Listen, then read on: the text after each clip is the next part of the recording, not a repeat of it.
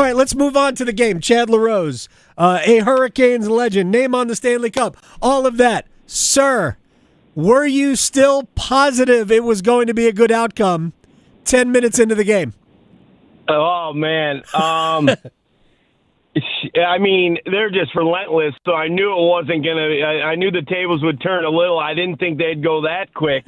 I thought it would be maybe we'd be down by 1, maybe 2 to start the third period, and then we'd see what happens. But, yeah, man, what a game. I texted Roddy after the game, and he got back to me about 1 in the morning. And,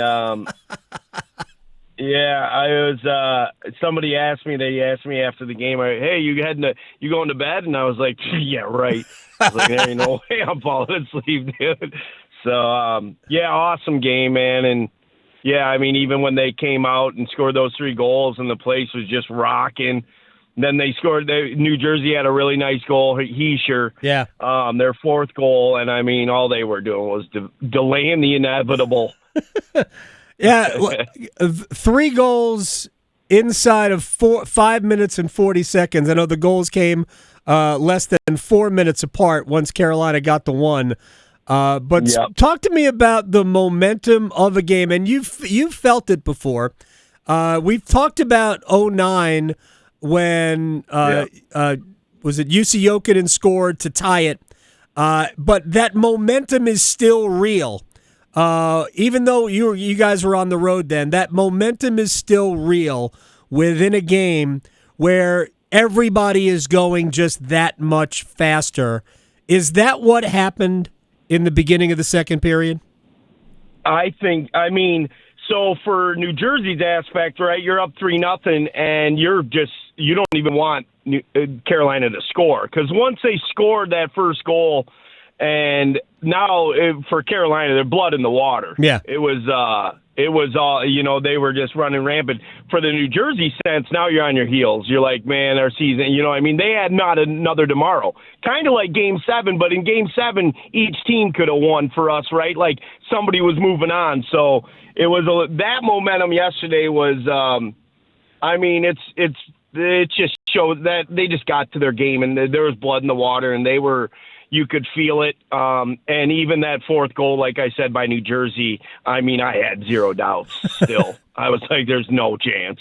And I mean, it does not hurt to be at Lenovo Arena with the Caniacs, man, because that building and that momentum's, that's real stuff right there. Yeah.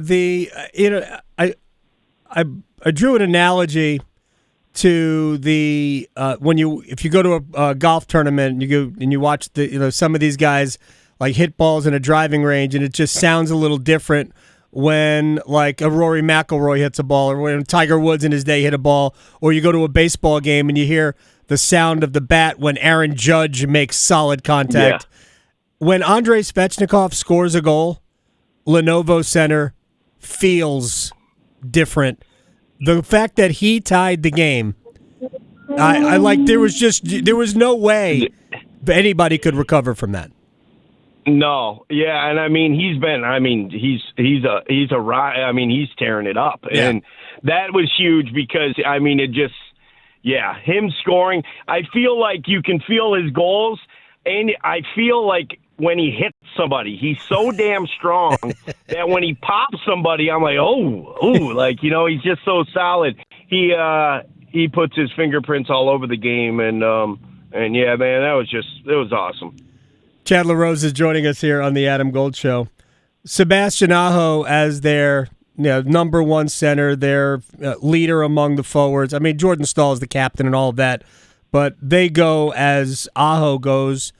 And when he gets his competitive juices really going, he had 5 hits last night. He's not known as somebody throwing his body around. But I've always said this about Aho. When he gets angry, and I thought he played angry from the start of the second period on, man, that's my favorite Aho. Angry Aho is just amazing. Yeah, I mean, he's a game changer, right? When I talked last time on the air about needing goalies and rats, if you look up and down, Aho's a rat. Svechnikov's, they're rats. They're not Jarvis. All those guys are super skilled, but their competitive mojo, they play a rat mentality, and they're going to outwork you, and they're gonna find a way. And that's kind of what I meant about being rats. Like, it's not just the third and fourth. The top guys, when they turn their playoff game into rat fest with their skill, man, they can just. I mean, you saw it right there, right? And I mean, yeah, I didn't have a doubt. Like, when Mercer took the incidental high stick in overtime, I looked at my friend and I was like, man, that's a tough way to finish the season because he's ending his year in the penalty box because this one's over. Oh, my God. This one's over. It took a while. It took a little bit more than 3 minutes of the double minor. Yeah, it did. But by the way, on that power play, Aho had, I think, 5 shot attempts on the power play. He was ready to get this. Maybe I don't know, maybe he wanted to go to bed. Let me ask you about the young kid, Jackson Blake, because for me, and we have seen this all year. Now the production is starting to also show. Over the last 3-4 weeks of the regular season and now into the playoffs, we're starting to see the production. But he has an uncanny ability. He's not tiny. I thought he was smaller than he is. He's a solid 5'11", and I think he can probably play at about 185, 190 pounds. Maybe slightly bigger than Jarvis. He has an uncanny ability to come away out of a wall battle with bigger players. He has the puck. More often than not, he ends up with the puck. When you watch him, what is it about him that allows him to do that? He's got such a nose for the puck, right? He's always on it. And when he goes into those battles, he's low and he's not looking for a complete knockout of a hit, right? He's in more of the hands area, but he's relentless on that puck. And it is weird when you think it's a battle and he just comes out and he's 2 feet away from everybody and he's got the puck. You're like, how'd that happen? I think his work ethic, his dad was a super hard worker. Yeah. It's ingrained in him. And, he's got that pesky attitude of how it looks on the ice, but relentless, man. Their whole team plays like that. And I think him being with Rod, just solidifies how good he is and giving him that freedom of playing with top guys. And it shows, he's super skilled. He's really strong on the puck. And, and it seems like he's just got a nose for the puck. Every time he's out there, you can see 53 going. And he's exciting to watch. He's his dad, Jason. Jason was a rat. He played that way. Yep. You didn't want to play against him. He was super fast, and he was very difficult to play against. I know it wasn't last night, but I got to get your thoughts on the Jacob Slavin goal from Game 4.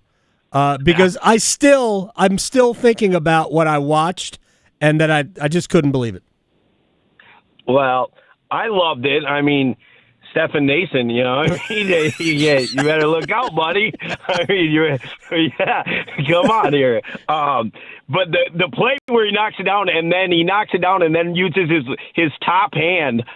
His right hand on the stick to knock it back and jump the other side of him. Yeah. And then, the shot's just ridiculous. It's absolutely ridiculous. I loved that goal. I was like, oh, my God. I'm like, how sick this is? Yeah, that was nasty. And, it was – he's just so solid. And, people who don't watch Carolina hockey now are like, at Four Nations, his name started coming. I'm like, dude, this is him. Dude. Yeah. You guys just don't see him all the time. He's one of the best, man. And his footwork, his skating, he's just rock solid everywhere. And then to go at a rock solid defenseman like that and then make a play like that, you're like, oh, my God. He's a killer. So, he is. When we talk to Seth Jarvis was quoted. I shouldn't say, and when we talked to. I talked to Seth about this after the fact. But Seth was asked, because he knew he was going to have to play against Slavin at Four Nations. Yeah. He was asked about it, and Jarvis went, I don't want to play against him because he'd beat you, and then he wouldn't even chirp you. He would just skate away. And Jarvis I don't know if I could deal with that. That is the best thing about him, right? He just is straight lace. He's zoned. He's zoned. Like, I mean, it's like, it's getting paddle whack type of thing, and nobody's saying anything about it, and just keep on moving, not knowing why this guy just ran me through the wall or took the puck off my stick and just kept going.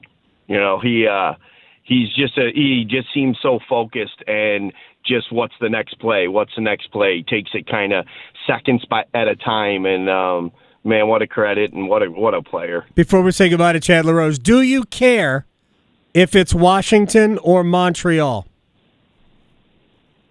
No. No, I don't. I think, either way. I mean, I don't think it'll be Montreal. I think it'll be Washington, but I would like to see Montreal win tonight. Of course, I'd like to see that go for a minute. But yeah, and then, I mean, no matter who it is, I think that, you got to play your game, and the coaching staff at Carolina, they'll prepare for whatever team it is. They do such a great job of that, right? You can see it. I mean, I don't even have to hear or read about it. You just watch, and they have, they prepare for their teams, and they'll be ready. And they got a little bit of break, and get some guys healthy and see what's up with Freddie, and go from there. Get Freddie healthy. Hopefully the power play continues doing what the power play is doing. 6 for 19. And the PK. Yeah, and the PK. PK has been tremendous. The PKs in the third period were absolutely critical. Chad LaRose, name on the Stanley Cup. My man, I appreciate your time. We will talk again very soon. You know that. Awesome. Thanks, Adam. Have a great day, guys. Thanks for having me. You too. Chad LaRose here on the Adam Gold Show. It was an awesome night last night. I know, and we're on a streak now. We can officially say it's a streak. I haven't had to use the dump button for three Chad interviews. That's right. I'm so proud of him. It's an official streak. I'm so proud. That was very Lou Brown of you. That was very nice. I know. I tried.